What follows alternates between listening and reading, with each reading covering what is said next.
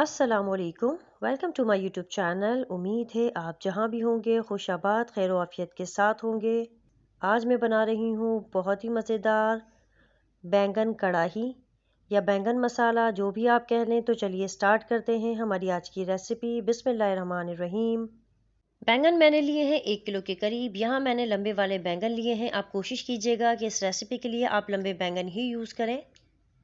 एक पैन में ऑयल मैंने डाला है 1 खाने का चम्मच। ऑयल हमें बहुत ज़्यादा यूज़ नहीं करना है यहाँ। बैंगन को मैंने धोकर रख लिया था।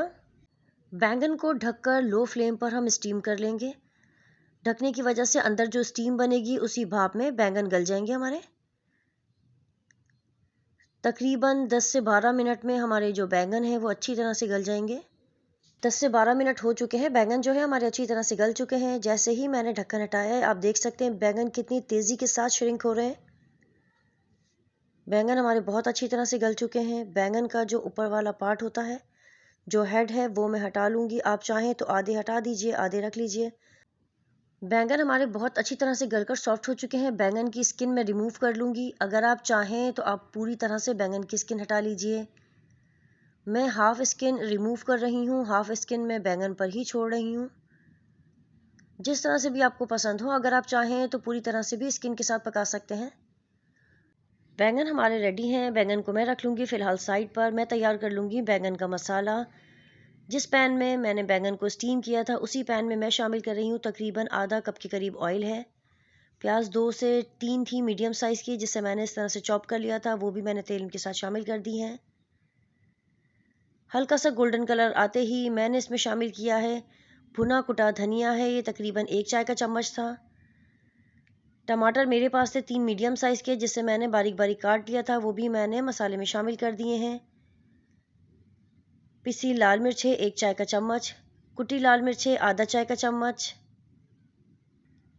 नमक मैं यहाँ डाल रही हूँ 1 चाय का चम्मच। आप अपने अंदाजे के मुताबिक कम या ज़्यादा कर सकते हैं। हल्दी मैंने ली है 1/4 टीस्पून। अच्छी तरह से तमाम मसालों को मैं कर लूँगी मिक्स। ढककर टमाटर के सॉफ्ट होने तक हम पका लेंगे। टमाटर हमारे सॉफ्ट हो चुके हैं। अच्छी तरह से मसालों को मैं भून लूँगी।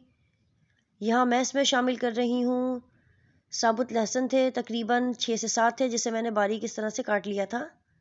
लहसुन ऐड करके चंद मिनट के लिए मसाले को मैं अच्छी तरह से भून लूँगी। मसाला हमारा भुन चुका है। जो बैंगन मैंने स्टीम कुक करके रखे थे, वो भी मैंने मसाले के साथ शामिल कर दिए हैं।